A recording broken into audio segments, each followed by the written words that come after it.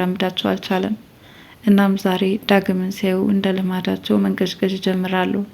አባቴ ደህና የሆነ አይመስለኝም። ደህና ቢሆን እስካሁን ድረስ በተደጋጋሚ ስደውልለት አንስቶ ባወራኝ ነበር በማለት ለአቶ ለይኩን ነግሮታል። አቶ ለይኩን ልጄ ለምን ያባትህን ነገር አትረሳውም? እኔ ያጎደልኩብ ነገር አለ እንዴ? ከድርጅቴ ጥሩ ቦታ እሰጣለሁ ሲሉም ዳግምን ለማማለል ሞከሩ። ዳግም ግን እኔ የምፈልገው ሰው እንጂ ገንዘብ አይደለም፣ ሰው ያስፈልገኛል፣ የአባትነት ቦታውን ማን ይተካልኛል? ይኸው አባት ጎሎኛል በማለት ክፉኛ ትካዜ ውስጥ ገብቷል። ታዲያ በዚህ ስቃይ ውስጥ ያሉት አቶ ለይኩን ራሳቸውን ነፍሰ ገዳይ እንደሆኑ ለማጋለጥ ለዳግም ሲሞክሩ ዳግም ተነስቶ ጉርባቸውን ሲያንቃቸውና ከዛም ነፍሰ ገዳይ ነህ አንተ ማለት ጉርቡን አንቆ ሲያሰቃያቸውና ከዛም አቶ ለይኩን ራሳቸውን ለመከላከል ሽጉጡን አውጥተው ዳግም ላይ ሲተኩሱት ድጋሚ ሁለተኛ የነፍስ ማጥፋት ወንጀል ፈተናቸውን ሲያዩ ያያሉ። ይህ በአይነ ልቦናቸው የሚስሉት ከባባድ ፈተናዎች ነበሩ። እናም በኋላ ከሀሳባቸው ሲመለሱ ግን ቆመው እዛው ፊት ለፊት ለማየት አላስቻላቸውም። ምክንያቱም አንደበታቸውም ተሳስሮባቸዋል፣ ላብላብ እያላቸው ነው። ወደ ውስጥ መግባት ይኖርብኛል በማለት ተጨናንቀው ስለነበረ ወደ ውስጥ ትተውት ዳግምን ይገባሉ። ዳግም ጋሼ ከአባቴ መጥፋት በስተጀርባ የሚያውቀው ነገር አለ፣ ስለዚህ እሱን በተደጋጋሚ ጠይቅ ይኖርብኛል በማለት ከራሱ ጋር ሀሳብ ውስጥ ገብቷል። ኤርሚያስ በአምራን አማካኝነት አቶ ለይኩን ነፍሰ ገዳይ እንደሆኑና የዳግም አባት ነፍስ እንደጠፋበት ከሰማ በኋላ ዛሬ ኤሚን በመቅጠር ይኸው አቶ ለይኩን እኮ የዳግምን አባት የገደለው እሱ ነው ሲል ነግሯታል። ይህንን መቋቋም አቅቷት ስታነባ ከቆየች በኋላ ቀጥታ ወደ ቤት በመምጣት እናቴ እዚህ ቤት ምን ከባድ ነገር አለ? የዳግምን አባት የገደለው አባቴ ነው እንዴ ስትል ነግራታለች። ያ ተንኮለኛ ኤርሚያስ ነው አይደል የነገረች? ከእሱ ጋር ተገናኝተሻል በማለት ክፉኛ በጠየቀቻት ጥያቄ ተደናግጣለች። ላይ የሰርግ ስነ ስርዓት ለማስኬድ እፍም ድልም እያሉ ባሉበት ሁኔታ የነፍሰ ገዳይነት ጥያቄ ተመልሶ እየመጣባቸው ግን ቤተሰባቸውን ሰላም እያተራመሱ ይገኛል። ለማንኛውም ኑሐሚን ክፍል 72 እስኪ ቀሪዎችን እንዳስሳለን።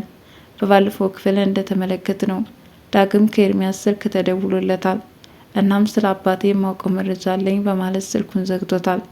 ታዲያ ዛሬ ላይ ለኤሚ ይኸውልሽ ኤርሚያስ ደውሎ ነበረ፣ ስለ አባቴ መጥፋት መረጃው አለው እና እሱ ጋር ተገናኝቼ ማጣራት አለብኝ በማለት ለኤሚ ነግራታል። ኤሚ አውቆ የኛም ቤት ሰላም ስለማይፈልግ ሰው መካከል ጥላቻን እየዘራ ስለሆነ እንዳታምነው በማለት አስጠነቀቀችው። ዳግም የሆነ ነገር ሳይሰማማ እንዲህ ሊለኝ አይችልም በማለት ኤርሚያስ የተናገረው ነገር እውነትም ስለ አባቱ መጥፋት ራሱንም አሳመነ። ታዲያ ከዚህ በኋላ ነበረ ኤሚ ኤርሚያስ ጋር በመገናኘት ቤታቸው ያለውን ውስብስብ ነገር ለማወቅ የጓጓችው። ወይዘሮ ገነት ከብዙ ጥላቻ በኋላ አሁን ፊታቸው በመልካም ገጽታ ተቀይሯል። ኑሐሚን የሰርግ ስነ ስርዓት መቃረቡን በጣም አስደስቷቸዋል። እናም ከዛ ጊዜ በኋላ አሁን ላይ ኑሐሚን ለቁም ነገር ልትበቃልን ነው በማለት በደስታ እፍም ድልም እያሉ ነው። ተሾመም ወይዘሮ ገነት በዚህ ልክ መቀየሯና ኑሐሚን ልታገባ መሆኗ ምን ያህል ደስታ እንደሚያመጣላቸውም በሀሳብ ጨልጥ ብለው ወይዘሮ ገነትም እንዲሁ ምስጋና እያቀረቡላት ነበረ። እናም የልጅ ደስታ የኔም ደስታ ነው፣ ምንም ምስጋና አያሸኝም እያሉ ነው። በዚህ ሁኔታ ኑሐሚን ስትመጣ እንኳን ለሰርግሽ አበቃሽ በሚል በጭፈራ ቤቱንም አቀለጡት። መዘጋጀት ያለባቸው ቅድመ ሁኔታዎችን ማመቻቸት እንዳለባቸውም እየተመካከሩ ነበረ።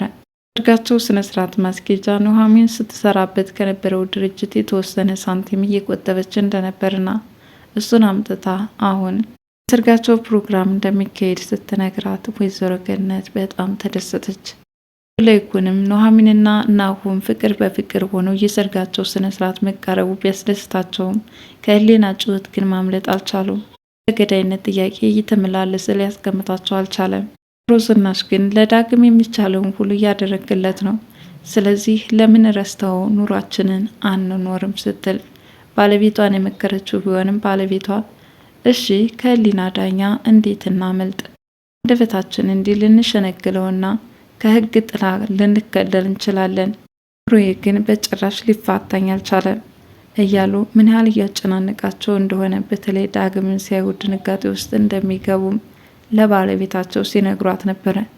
ወይዘሮ ዝናሽም እባክህን ሌሎች ልጆቻችን እንዳይበተኑብን ረስተው ኑሯችን እንኑር ስትል በተደጋጋሚ አበክራት መክራለች።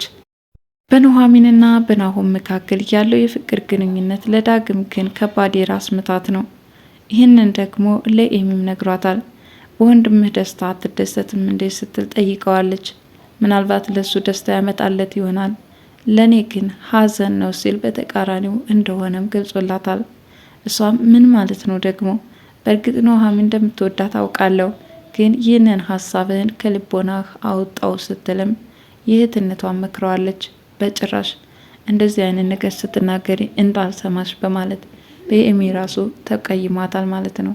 የሰርጋቸው ስነ ስርዓት መቃረቡ ሊያስደስትህ ይገባ ነበር እንጂ ጭራሽ ኑሐሚንን የወንድምህ ሚስት ልታስባት ባልተገባ ነበር ብለዋለች። ትክክል እንዳልሆነ አምናለሁ፣ ግን እኔ እድለኛ አይደለውም ሲልም ራሱን ሀዘን ውስጥ ከቷል። እዚህ ስቃይ ውስጥ ያለው ዳግም ወደ ቢሮአቸው በማምራትም ክፉኛ ከናሆምና ኑሐሚን የሚያደርጉት የፍቅር ጭውውት ውስጡን ብስጭት አድርጎታል። በተደጋጋሚ ተመለከታቸው፣ እርስ በርሳቸው እየተወዳደሱ ነው። የሰርጋቸው ፕሮግራም ስለቀረበም ደስ ብሏቸዋል። በተለይ ናሆምማ ለኑሐሚን እየዘፈነላትና ስለ ፍቅሩ ያለውን ስሜት እየገለጸላት ነበረ። በዚህ ሁኔታ ላይ ፎቅ ሆኖ ዘግዝቆ ሲመለከት የነበረው ዳግም ብቻዋን ኑሐሚን ስትሆን አሁንም እንደተለመደው የፍቅር ጥያቄውን ማቅረቡን አላቆመም። እሷም ያመሃል እንዴ ግን እኔ ላንተ ምንም አይነት ስሜት እንዳልነበረኝ ጠንቅቀህ ታውቃለህ በማለት ለማስረዳት ብትሞክርም ዳግም ግን ከዛ ስቃይሽ ምን ያህል እንደታደግኩሽ ታውቂያለሽ አይደል?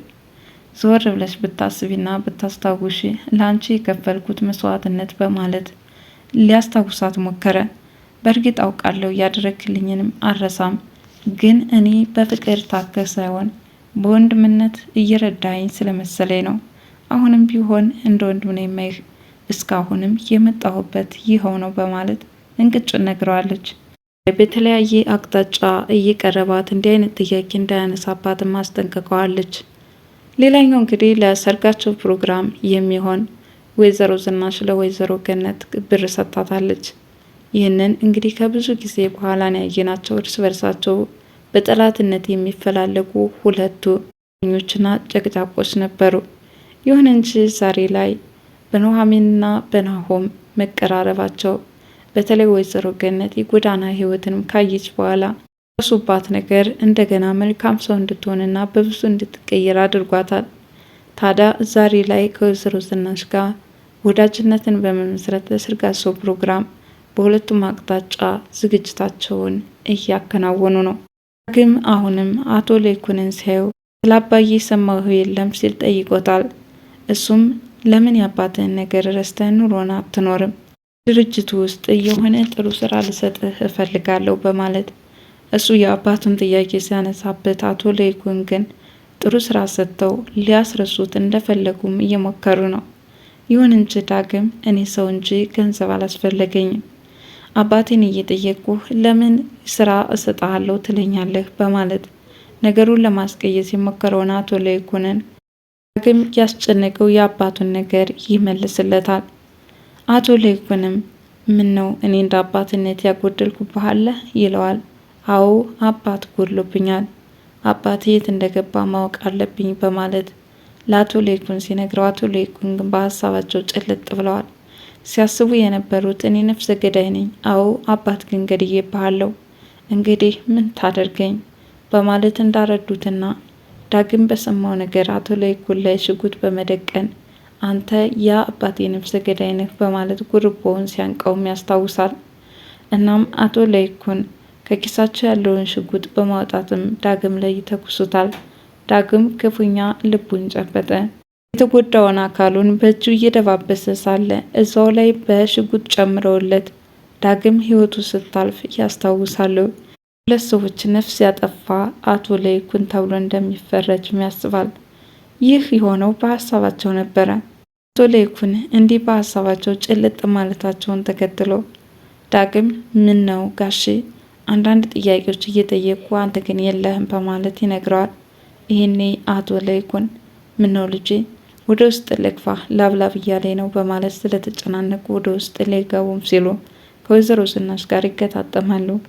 ወይዘሮ ዝናሽም ዛሬስ ነግሬው ነበረ፣ ምክንያቱም ክፉኛ ተጨናነቅኩኝ፣ ዳግም የአባቱን ነገር ሲያነሳብኝ ከፊቱ ቆሜ ለማውራት ተቸገርኩኝ፣ ታውን ተናግሬ የሆንኩትን በሆንኩት ይላሉ።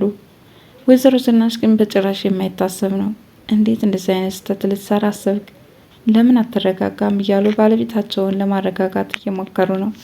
በበኩሏ ከኤርሚያስ ጋር ተገናኝታ አቶ ለይኩን አባት እንደገደሉት ነግሯታል። ይህን ማመን ተስኗት ክፉኛ እያለቀሰች ወደ ቤት ተመልሳለች። ከቤት ከተመለሰች በኋላም ወይዘሮ ዝናሽን አባቴ የዳግምን አባት የገደለው እሱ ነው ስትል በጥያቄ አፋጣታለች። ከኤርሚያስ ጋር እንደተገናኘች ግልጽ ነው፣ እሱ ነው ይህን የነገረች ስትልም ወይዘሮ ዝናሽ ክፉኛ አጣብቂኝ ውስጥ ገብተዋል። እኛውም ቀስ በቀስ አቶ ለይኩን የሰሩት ወንጀል እየወጣባቸው ነው። እናም ዛሬ የሚሰማች ማለት ቀጥሎ ደግሞ ማን ይሰማል? ቀጥሎም ዳግም የአባቱን ሞት በአቶ ለይኩን እንደተነጠቀ ይሰማል ማለት ነው። ለዛሬ ኑሃሚን ክፍል 72 ያቀረብኩላችሁን ይመስል ነበረ። በቀጣይ ቪዲዮ እስከምንገናኝ ድረስ መልካም ጊዜ ይሆንላችሁ እያልኩ ለቻናሌ አዲስ የሆናችሁ ላይክ፣ ሼር፣ ሰብስክራይብ በማድረግ ቤተሰብ እንድትሆኑ በትህትና ጠይቃለሁ። ባይ ባይ።